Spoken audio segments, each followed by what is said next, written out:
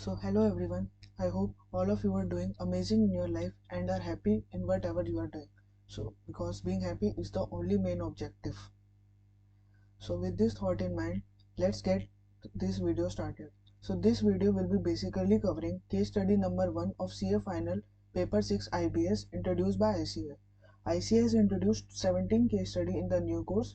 15 case studies have been there on the ICAI BOS portal and 2 case studies have been introduced in the Student Journal of Feb 2024. So this video will be around 30 minutes. So please bear with me for 30 minutes. I know it's a bit a long time, but believe me, if you don't have some students say that we don't have knowledge of the previous CA final group 1 or group 2 or paper final paper 6 IBS. So how will be able to cover this? So believe me, if you stay with me in the entire video, you will get not just the knowledge about this case study, but the entire things around that also. So there will be a holistic view. Even if you don't have any knowledge, then also you will be able to understand this case study in a very lucid manner. So coming forward to how we will make our video. So someone suggested in the previous video that it should be entirely in English language. So but I feel that it should be in a mixed language so that people speaking Hindi and I myself will be more comfortable. So 90% of the video will be in English and the remaining 10% will be in Hindi. But don't worry, any new part will be repeated again in English. So if you are the English watcher, all the new things will be repeated in English and only the repeated part will be there in Hindi. So no new part will be there in Hindi. In Hindi the part that will be the only the repetition of the previous part. So without wasting any of your time, let's get our first case study going. How we will approach the case study, and if you want any previous knowledge of how the paper will be done, how many case studies will be asked, how many marks the case study will be asked. So that we have covered in the previous video of around 13 minutes. So the link of that video is already there in the description column. You can go and watch that. So let's get to our case study number 3.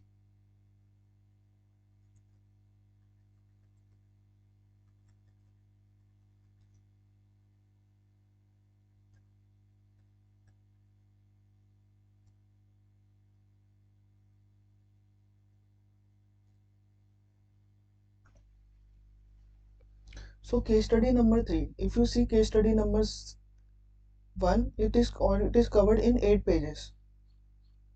So how would be the approach of solving the case study? You should directly jump to reading the case study. That is Mr. CA has a flourishing practicing spanning in areas of auditing. No, you should first study the required part. Why studying required part is necessary? So that you should have knowledge कि what is there important in the case study, कि case study में important है क्या, कि हमें किस area पे focus करना है, which area we should more focus on. So with this thought, let's study the main required part.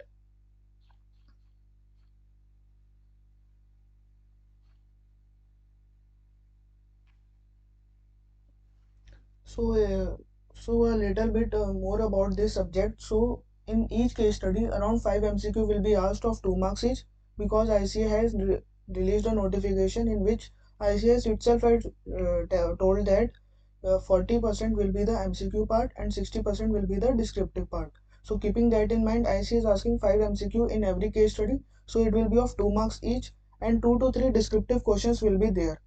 Of 2 to 3 description questions will be there, and that will be around 5 to 10 marks each. So so in exam you will be getting 5 case studies, out of which you have to attempt 4 case studies, and the exam will be of 4 hours. So for each case study you will get 1 hour each.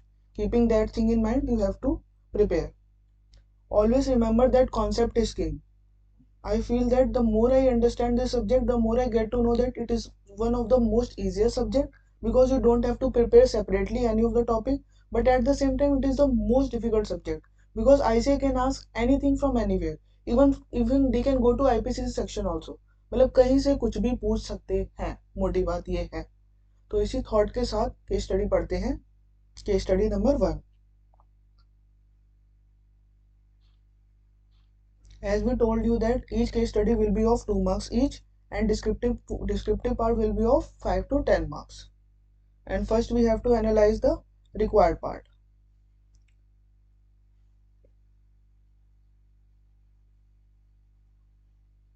This is the more clearer part.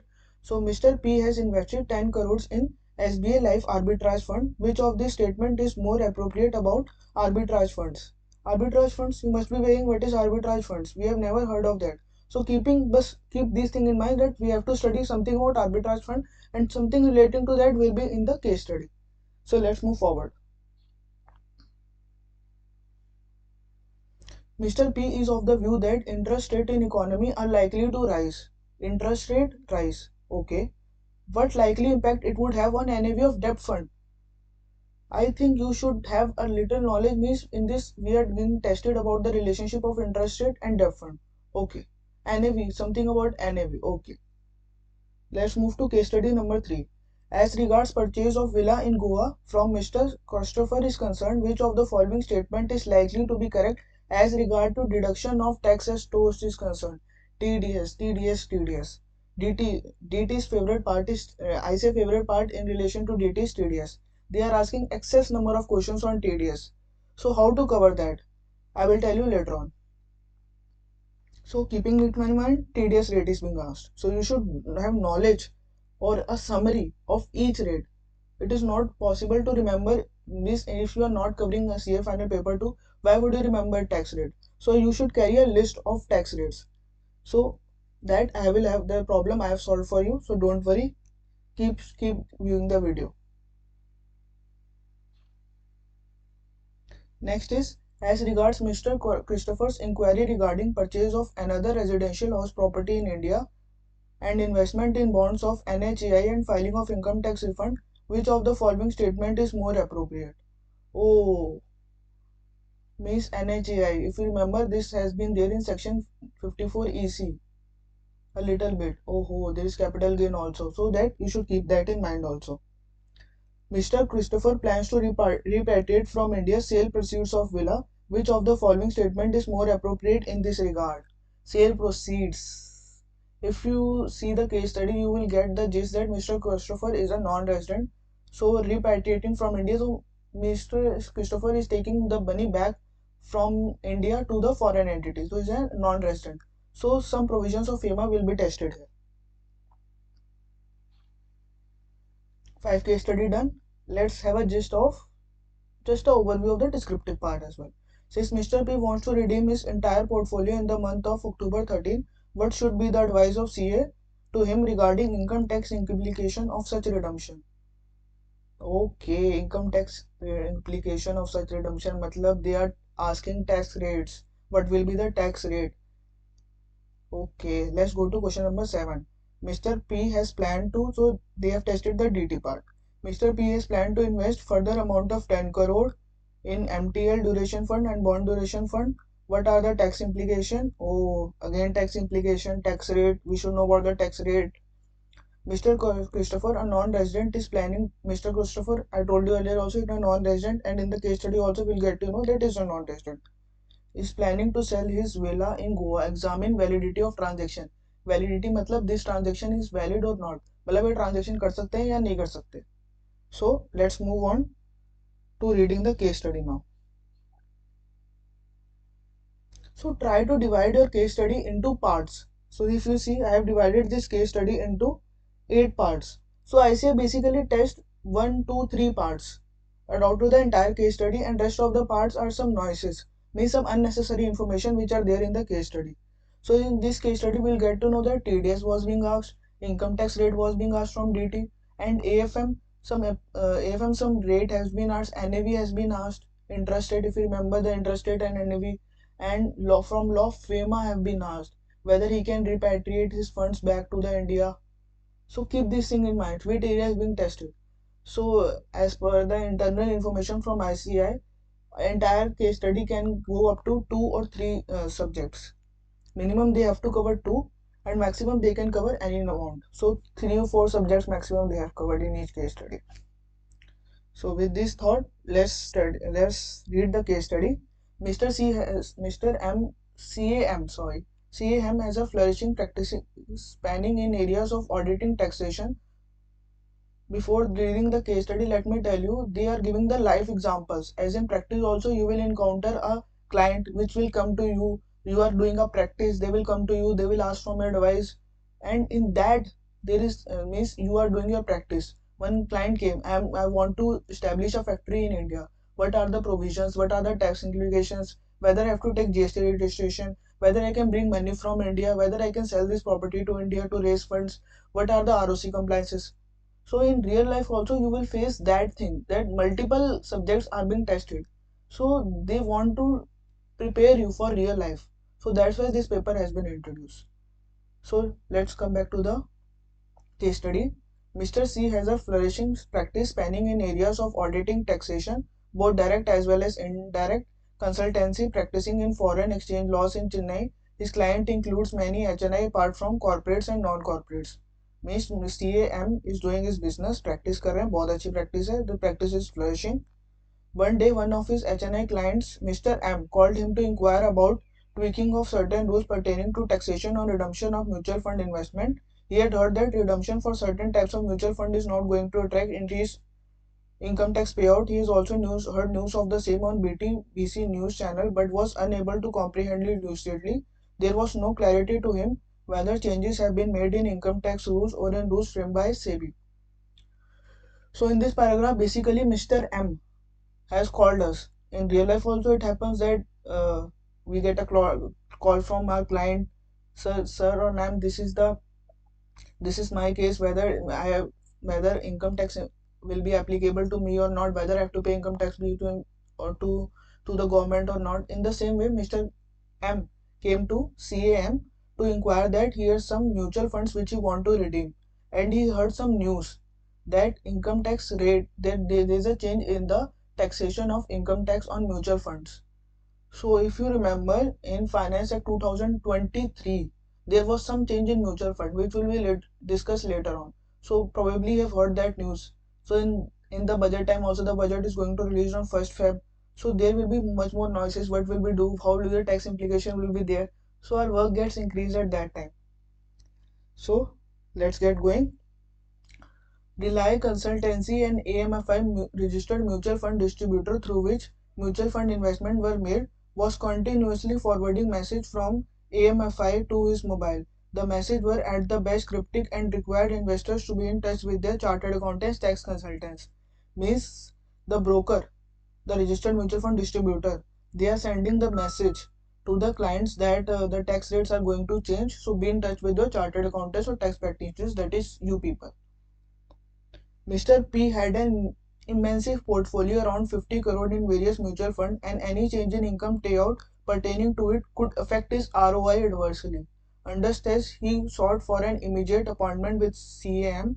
Armed with summary of investment made in mutual fund, he came to CA's office and sought his much needed advice. So the client is disclosing what all is there in his portfolio. So let's see. देखते हैं उसके portfolio में है क्या. Interesting. The summary of mutual fund investments as on 31st March. Keep this date in mind, 31st March 2023. Looked as under. So there are four type of mutual funds: MTL low duration funds, Born India low duration funds, AFD new green energy fund, SBA life arbitrage. Arbitrage. Oh ho, we have heard this term. This is relating to our MCQ number 1. And the date of investment is given. How date of investment is relevant? To calculate whether the mutual fund is for long duration or for short duration, and the amount is also given. If you total it is coming out to be 50 crore. Beside this, oh ho, in addition to this, he has also more amount of money. Let's see how lucky he is. Beside, he is also invested 5 lakhs in liquid funds. So liquid funds are that type of fund which you can redeem immediately. So liquid fund basically invest funds liquid fund basically keep cash in money market instruments or treasury bonds which are redeemable in less than a year. So if you want funds in an immediate manner, so and you want more interest than the saving bank, then you can park your funds in the liquid funds. Since amount invested was small, he was not bothered about the same. Oh, 5 lakhs, sorry, 5 crores and 5 lakhs. So he's having a portfolio of 50 crores and 5 lakhs is being kept in liquid funds. Okay. He also informed to CAM, matlab hame, that funds settled at 1 and 2 are debt funds, and funds stated at 3 and 4 are equity funds. So 1 and 2 are debt funds, total is 25 crores. 1 and 2 total is 25 crores, and 3 and 4 total are 25 crores. He further informed that these funds have invested 30% of their proceeds in equity shares of domestic company, and equity funds have invested 70% of their proceeds in equity shares of domestic company. Doubt, doubt, doubt, doubt, doubt. क्या doubt, क्या doubt, doubt, doubt, doubt, doubt, doubt. What is debt fund? What is equity fund? And what is this ratio? So basically, if you see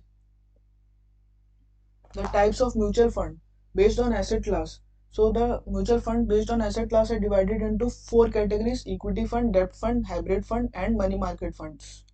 Equity funds are those funds in which around 65% of the capital is invested by the fund manager in equity and remaining in debt or money market. 60% is a very important number here. Debt fund.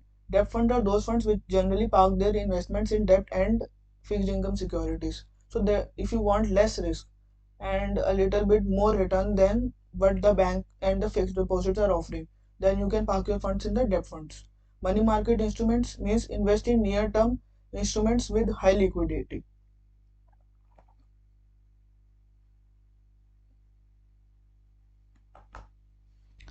And hybrid funds means invested in varied class of instruments, means debts, equity, gold, or even real estate, or park some in cash. Please remember that hybrid funds which invest more than 65% in equity gets converted into equity funds. So in our question, the two funds are being talked about: equity funds and debt funds. Equity funds are those funds in which 60% of the capital is parked in equity. So let's see if 60% criteria is being met or not. He further informed that these debt funds have invested 30% of their proceeds in equity shares of domestic company. Okay, debt funds have invested 60% and equity funds have invested 70%, more than 65%. This criteria met.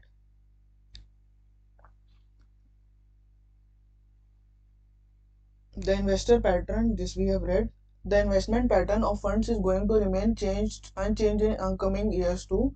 He was planning to redeem his entire mutual fund investment in the month of October 2023, tentatively depending upon suitable market conditions. Means we have to check he is redeeming on October 23 whether it will be short term or long term. Their decision also were towards returns from debt funds. Debt funds invest predominantly in government and high grade corporate bonds. These are all noises. Believe me, a little information is required from the case study while solving the case study, and rest case study you can solve it out on without even seeing the case study. Believe me, this is just noise. Irrelevant information. Mr. P was of the view that interest rates in economy are likely to go up in future, keeping in view broad macroeconomic indicators. Means interest rate of debt funds are going to go up. Okay. The decision stretched a bit and it come to the plan that he plans to buy a villa in Goa. He is already 65 and wants to spend quality time in seeing beauty of Goa. 50 crore portfolio he can certainly buy. In fact, he transpares that he is going to make an advance payment of 1 crore to owner of villa, Mr. Christopher, an Indian citizen who is a non-resident. Non-resident, some provisions are different. The non-resident owner of villa had acquired this ancestral property through a registered will of his late father. Keep this thing in mind, this will be just later on. The total consideration to be paid amounts to 5 crore, including advance payment of 1 crore. So, last para. In fact, it is also one of the reasons for planned redemption of mutual fund in current financial year. If you remember, he called us, he wants to redeem mutual fund. So why he wants to redeem mutual fund? Because he wants to buy a villa in Goa for his retirement. He inquires from C regarding any precautions to be taken, legal requirement to be complied with at the time of entering such transactions. Okay. Mr. P also discussed the matter with said Mr. Christopher over phone, who happens to be in India at the time for a short visit. He in turn also inquires from Mr. M regarding investment venue, if any available to non-resident, like purchase of other house, investment in NHI bond under taxation to save capital gain tax. Oh ho! Now we have two clients. Mr. P was already our client, and Christopher, who is selling the property to Mr. P, the villa. The villa was owned by Mr. P, who is a non-resident Indian citizen, who is a non-resident, is coming to India for the sale purpose, and now he's also a client. Also, is also advising, but to do with this 5 crore which I am getting. Okay, whether he can invest in NHI bonds under taxation laws to save tax and other requirement. Means if I as an assessee has sold some property and invested in NHI or bought another residential house property, so I get exemption. Whether a non-resident also get exemption? The answer is yes, but we'll study later on. It also transpires that India doesn't have any DTA with the country of which Mr. Christopher is a non-resident. So DTA is an agreement between two countries in which they provide some concession to other countries regarding the tax laws. Means they can say that the tax will be collected in one country and not collected in the other country if taxed in the first country. Mr. Christopher plans to repatriate proposed sale proceeds of villa to the country in which is a non-resident. He wants to take the money and take it to this country. Whether our government allows such provision, whether there is any limit, we will cover this later. He doesn't know about modalities of the same and inquires from Mr. P. हम आ गए इस question में हम आ गए मतलब our client are two people, we have two clients, Mr. P and Christopher. हमारे दो client है, दोनों को काउंटर करेंगे, तो बेसिकली हमें तो केस स्टडी और डिस्क्रिप्टिव पार्ट्स काउंटर करना है. तो let's get going. Mr. P has invested 10 crore in SBA Life Arbitrage Fund. Which of the following statement is more appropriate about arbitrage funds? So what is arbitrage funds?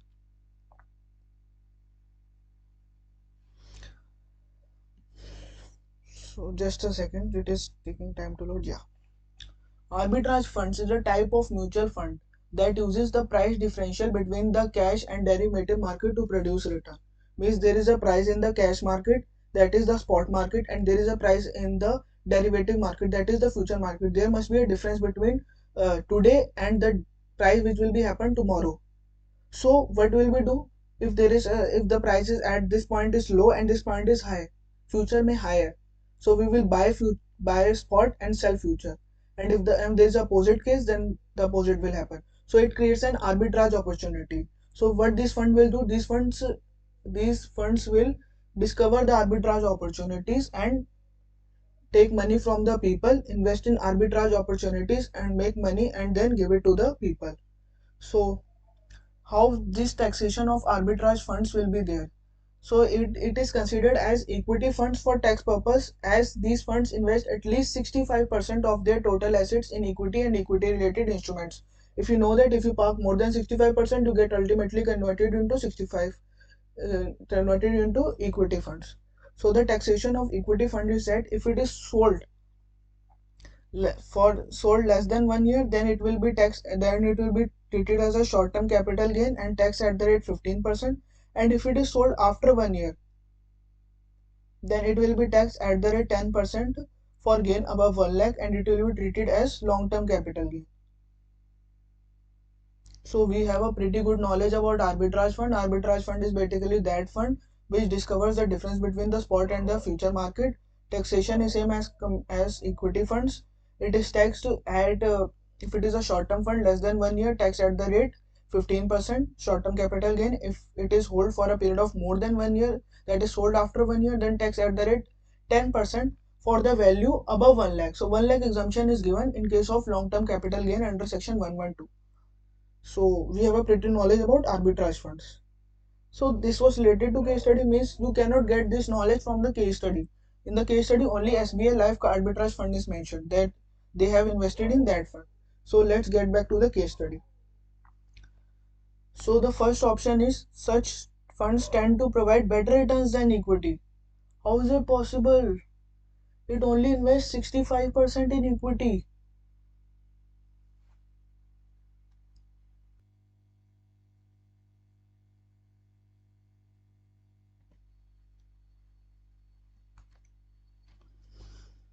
So how it is possible that it only invests 65% in equity and then it is able to give more return than equity? So always remember that equity has higher return and it is going to give the maximum. Just a second. Yeah. So equity has higher return and it is going to give the higher risk and it is going to give the maximum return. So this option cancel, cancel, cancel. Since funds stands to provide better returns than debt instruments, yeah, obviously better returns than debt instruments. However, they have higher volatility in comparison to equity. No, no, no, no, no, no. Equity, highest volatility, highest return. Arbitrage funds comes in between. First is your equity, then it is your arbitrage fund with less volatility, less risk than compared to equity, but more return, more volatility than debt instruments. However, they seek to capitalize on. So this option we have cancelled out, no need to read it any further. Since funds tend to provide better return than debt instruments, yes.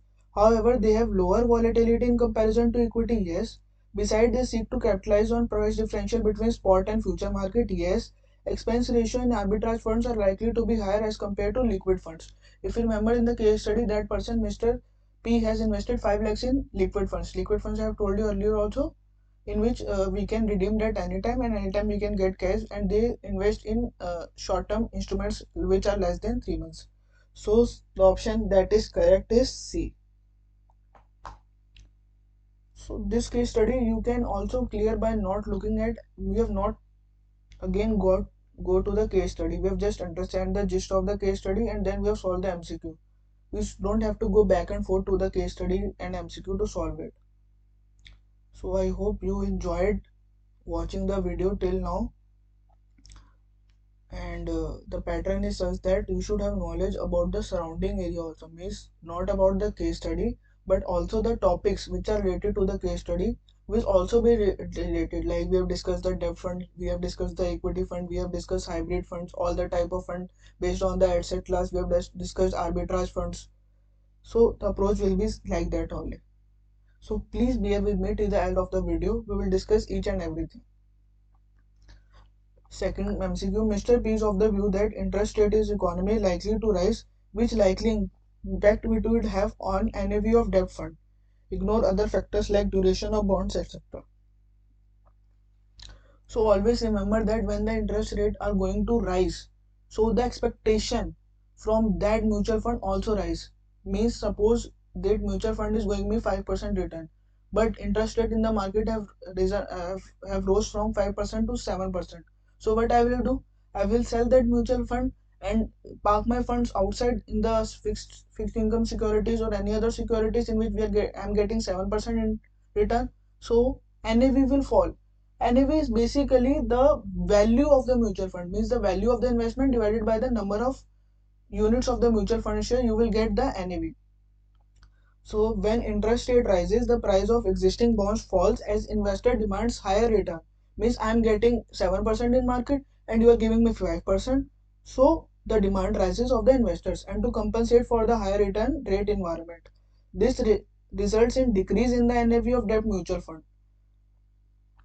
The value of the mutual fund is determined by its NAV, net asset value. So what is NAV? NAV refers to the total market value of the portfolio, means total value, cash, fixed assets, total value, total assets, including cash, including any interest or dividend earned, divided by the number of the share outstanding. Means NAV is the value, means if you go to buy the Reliance share, you will get it around 2000 something. And in the same way, if you want to buy the mutual fund, you will get it by in units, and the value of the unit is NAV. It is basically the price of the mutual fund. If you say the price of the share, price of one share, the price of one mutual fund, the price of one unit. The NAV vary according to the market value of the fund assets, and so when the interest rate rise, the NAV of the bond can fall. This leads to an increase in the redemption pressure. Investors look to exit and invest in the higher rate bonds. NAV and interest rate have inverse relation. So if suppose if the interest rate falls, oh, my bond is giving me 5% return, so I should keep investing in bond. More people will invest in bond and eventually NAV will rise. So if there is so interest rate in economy are likely to rise. It was written in the case study also. The interest rate of the debt instruments are likely to rise. So what will liquidity impact on NAV of debt fund? Reverse relation. It is likely to lead to a fall in NAV of debt fund. Reverse relation. So let's go back Let's go to MCQ number 3. As regards proposed purchase of villa in Goa from Mr. Christopher is concerned, which of the following is likely to be correct as regards TDS is concerned? Assume he does not have any other taxable income in India except capital gain from proposed sale of villa. Means if you purchase any immovable property, oh, then it strikes a chord. 194 IA. Whether 194 IA will be applicable? Oh, 194 IA will not be applicable because 194 IA there is a non-applicability, means 194 IA will not be applicable when the sale is made by a non-resident. So in our case, Mr. Christopher is a non-resident. So 194 IA will not be applicable. Oh, so which section will be applicable? 195 will be applicable. Oh, yes, yes, yes. So 194 IA payment on transfer of certain immovable property other than agriculture land in case villa to a resident transferer. In our case villa जो villa transfer हुआ था, जो villa that the villa was sold by Christopher to Mr. P, the transferor should be a resident person. In our case, was the transferor resident? No. So 194A IA not applicable.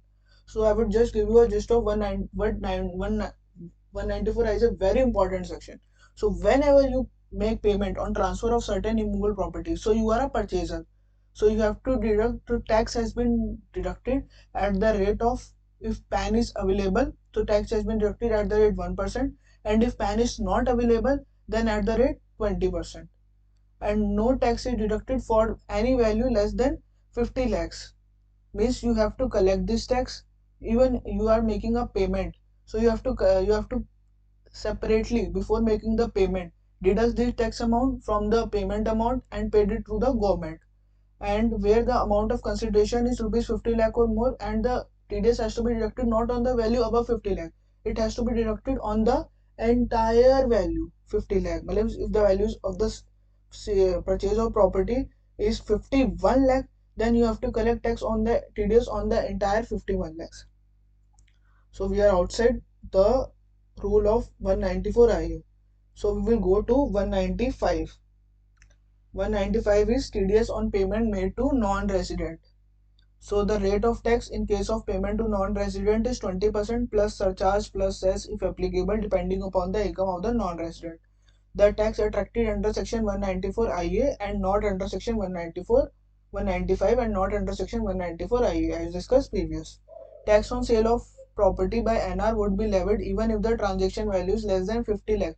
In last 194 I we discussed the limit of 50 lakh. So no TDS is deducted if the value is less than 50 lakh, and if the value is more than 50 lakh, then the TDS was deducted at the rate 1% or 20% depending upon the availability of PAN. But in this case, flat rate of 20%, and even if the value is 1 rupees, then also the TDS will be deducted. So in this case, one important condition is also that the buyer should have a TAN. So why should have a TAN? Because he should have a TAN because he need to file return, and he also may required to make payment to the government. For this purpose, he should have a TAN. So there is a section 195.2 what 195.2 says, where the person responsible for paying any sum chargeable under this act other than salary to a non-resident, then the whole sum would not be chargeable to income. In case of the recipient, he may make an application to the assessing officer to determine by general or specific order the appropriate portion of sum so chargeable. So the recipient is not chargeable to tax. So he feels that why his TDS should be deducted. Means Christopher income is very less. So what he can do it, he make an application to the assessing officer, and assessing officer can tell that okay, 20% TDS should not be deducted or 10% TDS should be deducted. uh, Upon such determination, tax should be deducted only on that proportion of sum which is so chargeable. So he determines the amount, he determines the rate on which the assessing officer can change basically on the application depending upon non-resident uh, income taxability. So let's get back to our case study. Mr. P is required to obtain TAN. Yes. TDS is required to be deducted at the 1%. Oh, there is no limit of 1% in 195. The limit of 1% was 194 IA. It is not mandatory to obtain TAN. No. It is not mandatory to obtain TAN. No, it is a condition. How Mr. P will pay tax to the government? How he will return, file a return. Mr. B should have a tan, even though he's a purchaser, but he should have a tan. So only the option left is D. Mr. B is required to obtain tan. An application can be made to the assessing officer 194, 195, 2. We have discussed this. TDS would be deducted at lower rate and determination of capital gain by you in the international bank. If lower deduction certificate is not available, TDS would be deducted flat rate 25% at the time of making advance and at the time of making balance payment. Means if you study the question once again, so if you will analyze that he has made an advance payment of 1 crore and total payment of 5 crore. So on 1 crore 20% and 20 crore when on remaining 4 crore when the payment is made 20%. So this case study have been done. Let's move to MCQ number 4. Mr. As regards Mr. Columbus inquiry regarding purchase of another house property in India. So what will Mr. Christopher do of the sale proceeds? So 5 crore मिले हैं उसको, उसका क्या करेगा वो? Mr. He wants to invest in other residential or property, investment in bonds of NHA and filing of income tax return. Which of the following statement is more appropriate? Ignore issue of refund arising on account of TDS deduction for return filing. So the issue arises, can a non-resident purchase a property and claim the deduction of section 54 or NHA or RECL bond section 54 EC? Let's study the section. Let's study. Appa पढ़ लेते हैं. Let's study. We will study. So section 54, the eligible SEC is individual and HUF. So your individual includes both resident and non-resident. And section 54 covers purchase of another residential house property for the exemption of the capital gain. So section 54 series provides the exemption for taxation of capital gain. So one more thing I want to remind, one more thing I missed out on TDS part was there is a section list which I have shared from the DT Saransh of all the TDS sections which you should carry in your examination. Same way, capital gain exemptions, section 55, 54 to 54 GA, eligible SSC, SSC transferred. So this list also you should carry along with yourself. The entire book you should carry, or specifically this part you should carry along with yourself in the examination center. So I've also shared these two files. I would say the entire files have already been shared in the Telegram channel. Do join the Telegram channel for any kind of update. So let's get to a case study. Let's move ahead in our case study. So he can make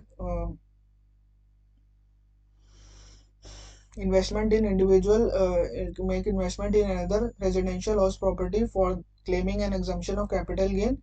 And section 54 EC is also applicable on any SSC. Oh, so he can do that. Both the conditions are being fulfilled. So let's have a view of what section 54 states. Section 54, the eligible assets is individual and SEF. Asset transfer is the residential house property. Uh, how much amount of capital gain assumption is available, how the exemption will be available, how we have to invest in which capital asset we have to invest. So you can invest in one or two residential house property, but keep in mind that the capital gain exemption is available up to the amount of 2 crore rupees, and time limit which up to which duration or up to what duration we should purchase the property. That should be purchased within 1 year before or 2 years from the date of the transfer. Means from the transfer means the date of the sale, or construct within 3 years after the date of the transfer. And 54 EC, it is available to any SSC, so Mr. Christopher can claim this exemption. And what asset transferred, land or building or both. In our case, what was transferred? Villa was transferred. So this condition was also satisfied. Bonds of NHA or RACL or any other bond, means whatever capital gain you have got, you should invest in this category. And the purchase should be made within 1 year before or 2 years after, the same condition as was in there in case of 54. So yes, Mr. Resident can make above such investment to save capital gain. However, after making payment, he has no taxable income. There is no legal obligation to file income tax return. What is this? Just go to the answer part also. I have not discussed the answer part also. Let's just a view of the answer part. Non-resident can make investment by purchasing another house property in accordance with there is no bar in this section for investment. And one more thing to be kept in section 139. In section 139 talks about the filing of the return of the income tax and whether we have to file income tax or return or not. That should be taken. The total income for calculating the applicability of income tax will be without giving to the effect of section 54 to 54 GB and the exemption section of chapter 7, that is all the deductions 80, 80C, 80U, all the deductions. Under section 139 of income tax, every person if his total income without giving effect to the provision of section 54 or section 54B, B, which is not taxable to, there is a legal obligation to file the return when total income before giving effect to exceeds basic exemption limit. So basic in that we have to take the basic exemption limit before considering all of these exemptions. Okay, so just have a view of the previous also as well because we have discussed all that as well. So the B part, what the B part says that Mr. Resident can make above said investment. However, if the total income before giving effect to deduction against such income exceeds basic limit, there is a legal obligation to file income tax return. Means B. Two conditions are there. Means he can first save income tax and second he has to file income tax return because his the the total income to be considered for filing of income tax return should be before these deductions, before the deductions of chapter 6A and before the deductions of capital gain. So firstly he has got capital gains exemption but he has to file income tax return even though his entire income is exempt, but still he needs to file return because the limit which we consider for filing the income tax is before this deduction. Got it? Let's move to the case study number 5. Mr.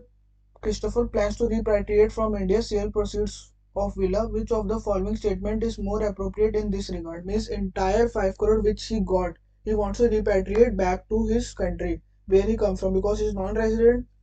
So let's study the provisions. What does FEMA said? So what is liberalized remittance scheme? LRS, जिसने law नहीं पढ़ा, the person who have not studied law should get confused. Oh, what is LRS? We don't know LRS.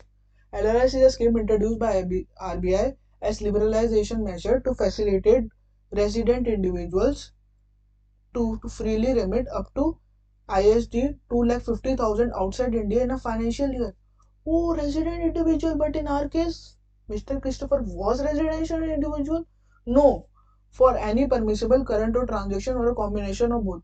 Can he repatriate to outside India? No. But something we should allow to NRI also some exemption, some loophole or something. So NRA are allowed to remit up to 1 million in a financial year from the balance held in their NRO account or from the sales proceed of a property held in India. These sales proceed must first be credited to their NRO account in India. Any tax due on such sales should have been duly paid by the NRA in India. In case of an NRA, TCS is not applicable for money remitted to foreign accounts from an NRO account. So basically he have to first invest in an NRO account and from that NRO account he can remit up to 1 million. 1 million means 10 lakh rupees. 10 lakh dollar. So got it? So he cannot take the benefit of the liberalized remittance scheme but through this route because he can say that what I will do from the money I got. I'm not staying there so I have to take the money outside India. So government has provided some kind of exemption there. So proceeds up to 2,50,000 can be repatriated by using liberalized remittance scheme, resident individual liberalized remittance scheme, non-resident no liberalized remittance scheme. So see, our case study becomes so easy when we get the knowledge what is liberalized remittance scheme, what is the exemption, and then we case study, then it is a cakewalk for us. Proceeds can be repatriated. Proceeds can be repatriated using NRO account subject to such restrictions in a financial year. Means the limit of $1 million. Okay, the 8 part also say that can be repatriated. So can be repatriated by using NRO account. So we have completed the 5 MCQ. Let's quickly jump on to the 3 descriptive questions which is already left. Since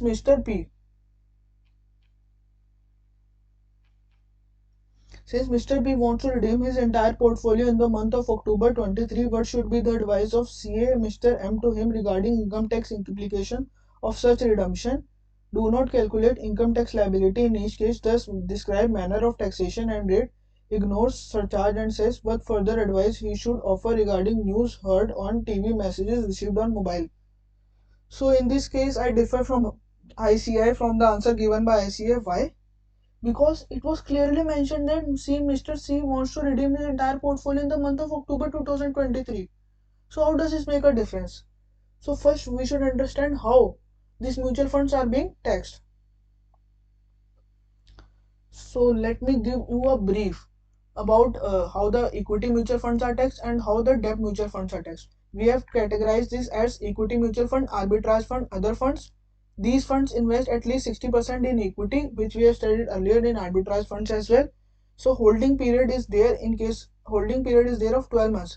Means if you hold it for less than 12 months, then it is a short-term capital gain. And if you hold it for more than 12 months, then it is a long-term capital gain.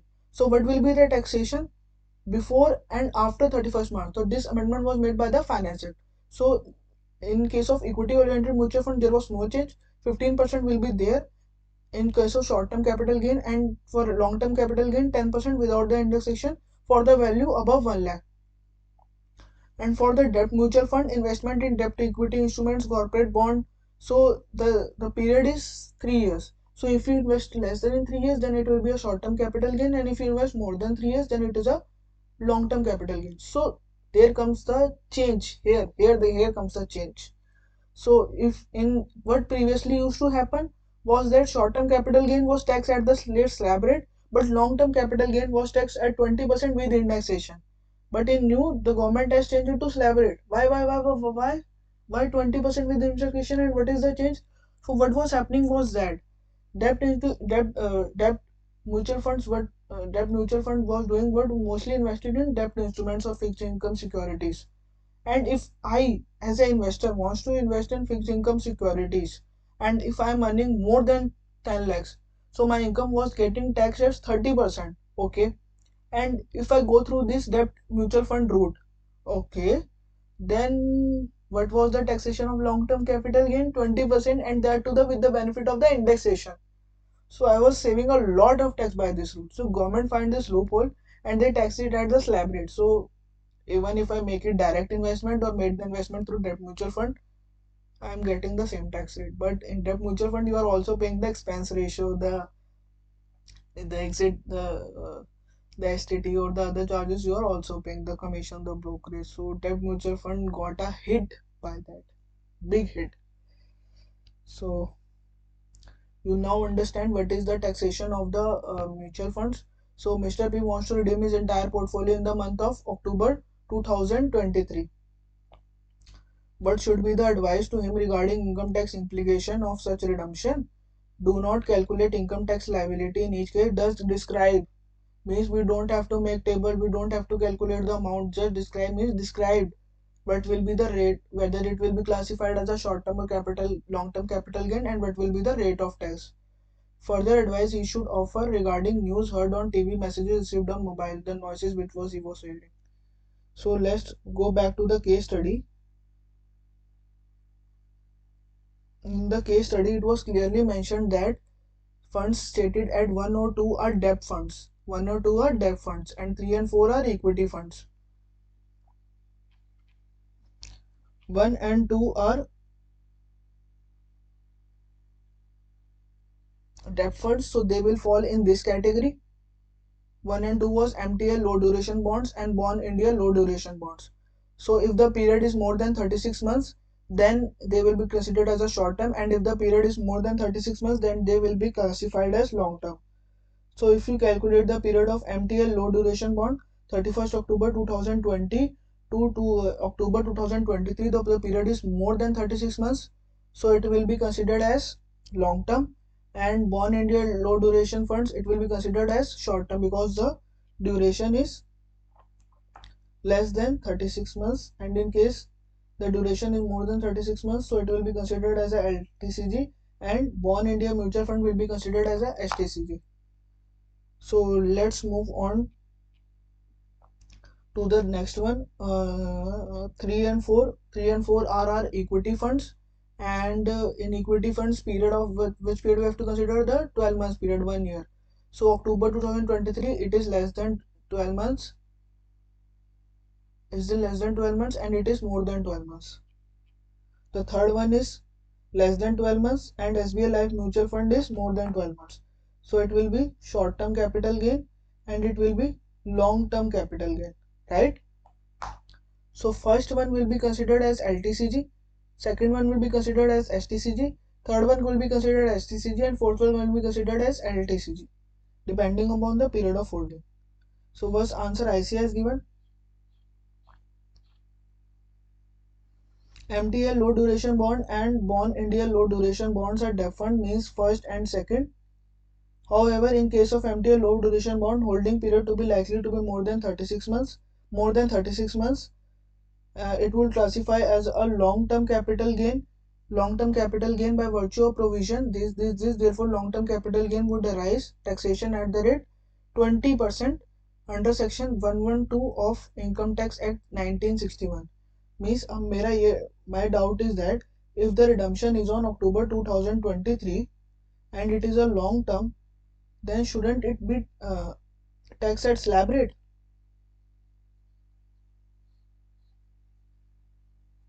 So here I want to just make a clarification. I want a clarification from ICAI.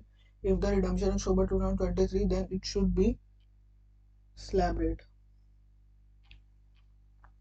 Going forward, in case of Bond India, holding period would likely to be less than 36 months. Short-term capital gain would arise on redemption, taxable at normal rate, that is slab rate. ABD, that is your third is an equity oriented fund, means equity oriented fund जिसके उसके 65% से ज़्यादा equity shares में हो, means which have more than 65% shares in equity shares and it has invested more than 65%. Same way short term capital gain, because it was less than 12 months short term capital gain, and as holding short term capital gain of equity will be taxed at the rate 15%, at the rate 15%. And going forward, the fourth one is an equity oriented fund. This is our fourth one, and it in the case of this one the period was more than 12 months, so it will be taxed at the rate 10%. Mr. M should inform Mr. P that there is no change in taxation pertaining to redemption as it stood on 31st March and there would continue to be taxed as discussed above. So in which the ICA can take the benefit that they have the client approach us on 31st March 2023 and the client told us clearly that he wants to redeem on October 2023. So shouldn't we as an investor should invest that if you invest a day after today also, redeem day after today also, wouldn't your tax on long-term capital gain on debt fund would change? It will be taxed at slab rate. So wouldn't there should be some more addition to it? The newspaper messages are privy to investments on or after 1st April 2023. So he was clearly redeeming on after October 2023. For fresh investments he will be making. So the same will be taxed at the slab rates, irrespective of long-term capital gain or short-term capital gain. It will be taxed at the rate slab rate. 20% indexation benefit not be applicable. Slab rate, slab rate, slab rate, slab rate, slab rate. We have done with descriptive question number 1. So the change was only that if you are making the redemption on October 2023, so it will be taxed at the rate slab rate and not 20% with indexation. So you study that with the help of one case study. The ICA was testing 50 AA amendment also which come in Finance Act, which this amendment was being tested by the ICA also. So what the ICA is doing is taking a holistic view. Means if the student is knowing the knowledge of this, means if someone has cleared his DT subjects earlier on and after 3 attempts his exemptions got repelled off or vanished, or he wants to give DT, so or his DT is exempted and he wants to give other paper, so he should not have knowledge of that amendment. So it is advisable, or what I would say, how much coverage should be done. So still not able to gauge an idea or still able to guess that what area should more cover or what area should less cover. But on the basis of this, so what we can do at that time is just read the case study, just go through the case study, understand the case study, understand the related areas of the case study. This much only we can do, and this much only we are doing it right now till the air around us get clear, till the clouds get clear. We will keep moving, and let's move to another descriptive part. Mr. P was also planned to invest further amount of 10 crore in MTL low duration bond and Bond India low duration bond taken together in financial year 2023-24. What are the tax implications on redemption after holding it for more than 3 years down the line, assuming that tax is as applicable remains unchanged at the time of redemption? So they have tested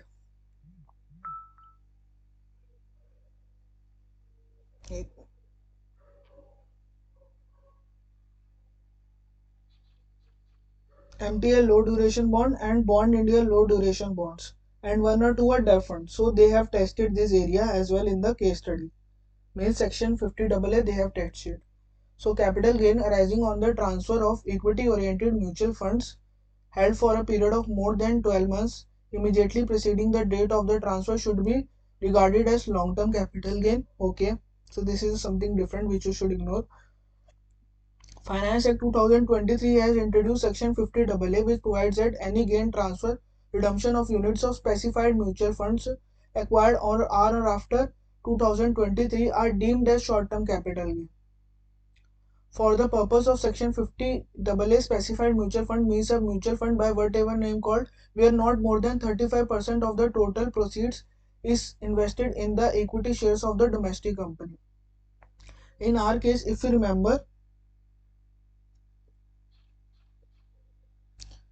has invested 30% of their proceeds in, he further informed that these funds have invested 30% of their proceeds in equity shares.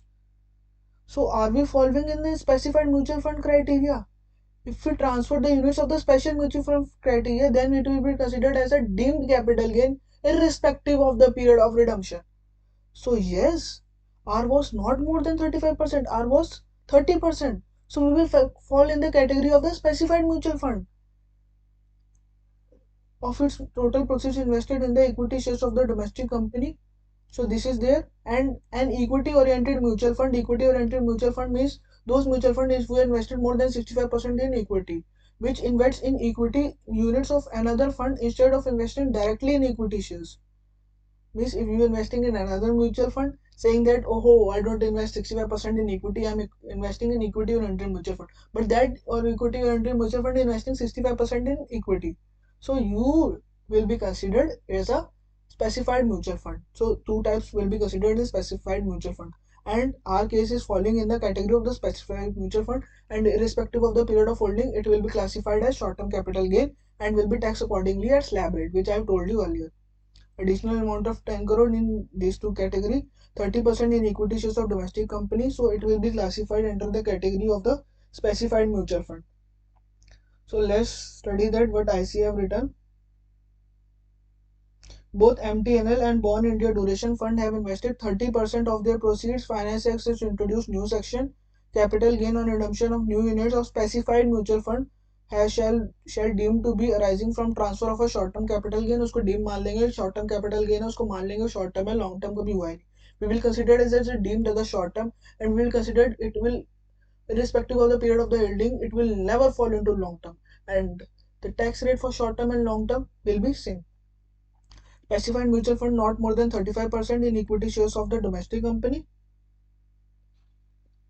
Therefore, if MP receives is proposed, even if holding for a period of 1 year, tax indexation benefit would not be applicable, not be taxable at the rate 20%. And such income would be deemed as short-term capital gain and it would be taxable in accordance with slab rates applicable to him. So we are left with last question. Let's cover it fatafat. Mr. Christopher, a non-resident, is planning to sell in villa. Examine validity of transaction. Whether this transaction is valid. Oh, section 6 of FEMA, capital account transfer, capital account transactions. Section 6 of FEMA. What does Section 6.5 of FEMA say that? Section 6.5 of FEMA says that any person resident outside India may hold, own or transfer, RKS or transfer, or invest in immovable property situated in India if such property was acquired, held or owned by a such person when he was resident in India or inherited from a person who was resident in India. In our case, it was given in the case study that he inherited the property. The non-resident has acquired his ancestral property through registered will of his father. So this condition is fulfilled. So it is a valid transaction. So let's see what ICAI has written.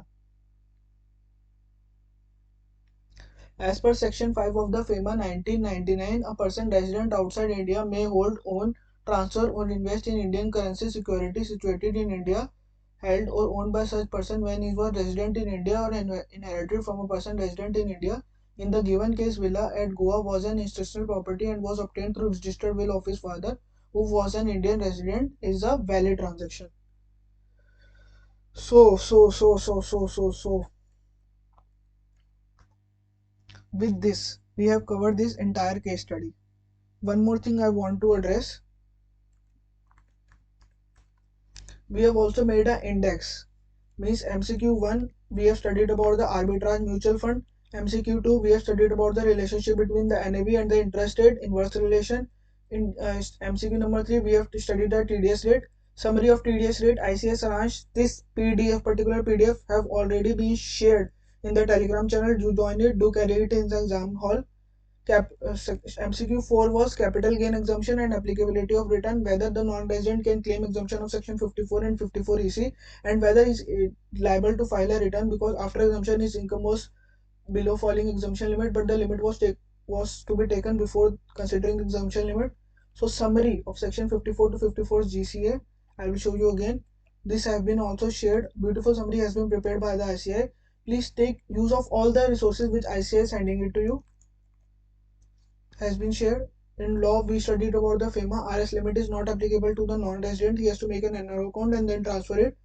Descriptive question 1 was capital gain on sale of bonds, in which we studied there was a discrepancy between our answer and the ICAI answer.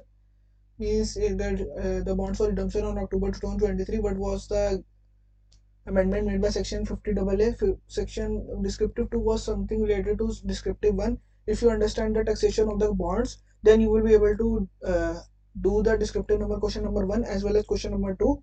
And the third transaction was the validity of the FEMA. So three particularly three, I would say three subjects was tested in this case. SFM, the knowledge of the bonds, the arbitrage bonds, equity bonds, debt funds, relationship between NAV and interest rate. Second tested was the DT, the TDS rate part, and the capital gain on the sale of the bond part was tested to an extreme extent. And third tested was the law, in which the FEMA was tested to a great extent. So this is the summary.